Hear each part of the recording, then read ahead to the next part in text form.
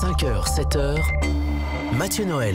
Voici pour les titres de ce 20 mars qui est aussi la journée internationale de la francophonie, l'occasion de mettre le français à l'honneur. Des bourdes, j'en ai fait, ou des bourdes, j'en ai faites. Des puissants hennissements de ces chevaux ou les puissants tennissements de ces chevaux. Comment se réconcilier avec l'orthographe et la grammaire? Bonjour Julien Soulier. Bonjour. Merci d'être en direct avec nous ce matin sur Europe 1. Vous êtes auteur, vous participez au projet Voltaire, service en ligne de formation à l'orthographe. Alors on va commencer par là. Le cliché est un peu le suivant. Plus qu'un cliché, un sentiment diffus. Les jeunes, et je m'inclus dedans, sont de moins en moins forts en orthographe. Déjà, est-ce que ce constat est juste, Julien Soulier? Bon, je voudrais pas jouer les vieux grincheux, mais c'est vrai que c'est vrai quand même que ils ont de plus en plus de mal avec l'orthographe et avec la grammaire. Oui, c'est vrai. C'est vrai. Selon une étude récente, un DRH sur deux considère quand même que l'orthographe est déterminante dans le processus de recrutement des entreprises. C'est donc que, quoi qu'on en dise, la maîtrise de l'orthographe reste, en 2019, primordiale, au moment en tout cas de postuler un emploi. Oui, parce qu'il y a en fait, il reste une forte pression sociale sur l'orthographe, sur la façon de s'exprimer, et les recruteurs, quand ils reçoivent un CV ou une lettre de motivation, eh bien, dès la première ou la deuxième faute, ça part à la poubelle. Ça part à la poubelle direct parce qu'en fait, ils en déduisent. Alors, l'orthographe, c'est un peu la partie émergée de l'iceberg, et ils en déduisent à tort ou à raison que la personne ne sera pas forcément fiable, qu'elle sera pas sérieuse, qu'elle n'est pas respectueuse des règles, etc. Donc, il y a l'orthographe et puis il y a tout ce que ça cache derrière. Alors, là où on voit qu'on a peut-être changé d'époque, c'est que moi, quand je reçois une lettre de motivation, ça m'arrive parfois. Ce qui est fou, c'est que je saute au plafond et je m'enthousiasme quand il n'y a pas de faute d'orthographe. Oui. Parce que c'est devenu rare.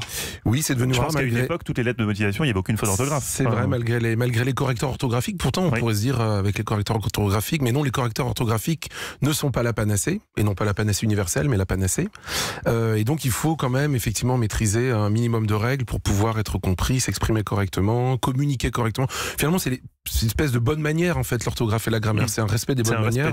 On s'adresse à quelqu'un, et bien, comme on lui dit bonjour, et bien là, de même, il faut respecter certaines règles pour que la communication soit à peu près correcte. Est-ce que, vous en parliez à l'instant, le correcteur automatique n'est pas à l'orthographe ce que le GPS est à la pensée humaine? C'est-à-dire qu'on est toujours assisté, donc on réfléchit plus à ce qu'on écrit, et donc du coup, on s'entraîne moins en orthographe. C'est vrai qu'il y a des réflexes qui se perdent, il y a une méthodologie aussi un petit peu cérébrale, une espèce de rigueur qui se perd. Moi, je dis aussi parfois que c'est un peu ce que la calculette est aux mathématiques. Maintenant, on se sert souvent de la calculette pour faire 3 x 2, du moins les élèves. Et c'est vrai qu'il y a un petit peu de ça dans le correcteur automatique. Il y a une espèce de paresse un petit peu intellectuelle et cérébrale qui se crée. Et puis parfois, il y a des petites surprises. Moi, une fois, j'ai voulu dire c'est bon, j'ai booké la nounou tout l'après-midi. C'est véridique. Hein. Il a mis c'est bon, j'ai violé la nounou tout l'après-midi. Et puis sur là, j'ai enlevé le correcteur orthographique. Et baroque. L'Académie française, Julien Soulier, consent à féminiser les noms des métiers. Qu'est-ce que vous en pensez? Oui, enfin. Oui, enfin quand même, ça fait 25-30 ans que ça traîne cette histoire-là. Mais pourtant, il y a des professions, vous le dites dans votre livre Par humour du français, il y a des professions qui sont mal disposées pour la féminisation. Médecin, médecine, ça marcherait pas. Oui, c'est vrai que ça marche assez mal, mais bon, alors après tout, pourquoi pas? Je veux dire, c'est ce que j'explique dans le livre. Quand on dit un financier, on se pose pas la question de savoir si c'est le banquier ou la petite viennoiserie qu'on trouve chez le boulanger. Donc c'est vrai que pourquoi pas la médecine ou la médecin? Après tout, quel est le problème? Je me souviens, moi, dans un salon du livre, une petite dame d'un certain âge qui était venue me voir en me disant vous en pensez quoi, vous, de écrivaine? C'est moche, hein? Je dis, écoutez, écrivaine, c'est pas plus moche que riveraine, foraine ou châtelaine. Oui. C'est vrai, il faut juste s'y habituer, c'est juste qu'on n'a pas l'habitude de ces mots, ils ne sont pas encore entrés Exactement, dans nos parfois de autrice aussi. Mais autrice, on dit bien animateur, animatrice. Mais voilà, animatrice. Qu'est-ce que c'est différent? Et puis c'est un mot qui date du 14e et que Jean-Jacques Rousseau employait déjà. Donc plusieurs siècles après, il serait peut-être temps quand même d'accepter un petit peu tout ça. Quelles sont les fautes courantes qui vous agacent le plus?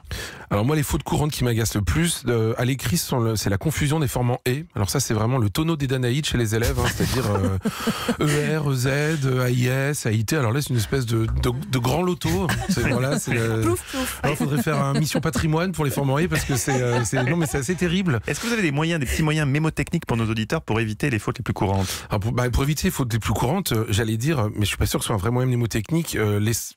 L'idéal, ce serait d'avoir fait un peu de grec et de latin, parce que ça vous aide. Mais bon, je suis pas sûr que ça en ait pas traumatisé quelques-uns pendant des années. Donc on va laisser ça de côté. Non, ce qu'il faut, c'est ce qui marche souvent, c'est le coup de la substitution. Allons-y. Par exemple, je ne veux pas la rentrée. Ça peut être la rentrée scolaire. ou je ne veux pas la rentrée, la voiture dans le garage. Donc là, en plus, il y a une différence entre quand même la terminaison. Donc là, il suffit de remplacer par un verbe du troisième groupe. Je ne veux pas la faire, et puis hop, ER et hop, emballer, c'est peser. Ah oui, d'accord, par un verbe du troisième groupe. Bah d'accord, oui. Je le note. Vous êtes également, Eva le disait, l'auteur d'un livre Baillé aux corneilles et 99 autres expressions qu'on n'a jamais vraiment comprises aux éditions First, où on apprend par exemple que l'expression ne pas être dans son assiette n'a aucun lien avec la gastronomie française. Eh ben oui, c'est vrai qu'on est en France, donc forcément on pense tout de suite à la nourriture et au bien manger. Eh ben non, assiette en fait, alors étymologiquement c'est le même mot, mais il a un sens différent. En fait, l'assiette c'est le fait d'être assis, donc d'être bien en équilibre. On parle d'ailleurs d'assiette encore pour les cavaliers sur leur cheval, on dit qu'ils ont une bonne assiette. Ou on parle aussi de l'assiette de l'impôt, pour parler de choses un peu désagréables sitôt. Bon. Donc effectivement, ne pas être dans son assiette, c'est ne pas être dans son bon équilibre. Voilà. Et puis on l'a associé effectivement à la nourriture parce qu'en France, tout se termine par un repas. Autre mystère que j'aimerais élucider avec vous, Julien Soulier, pour finir. À la queue leu. Est-ce que ça serait une histoire de loup?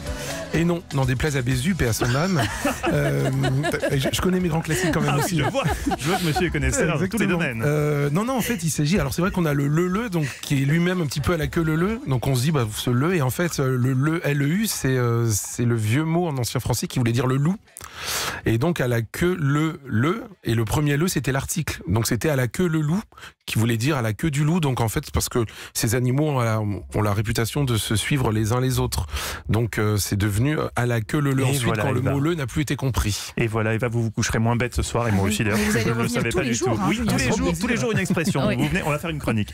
Merci beaucoup. Merci Julien Soulier. Je rappelle le titre de votre livre Par humour du français aux éditions La Librairie Vuibert. Merci beaucoup.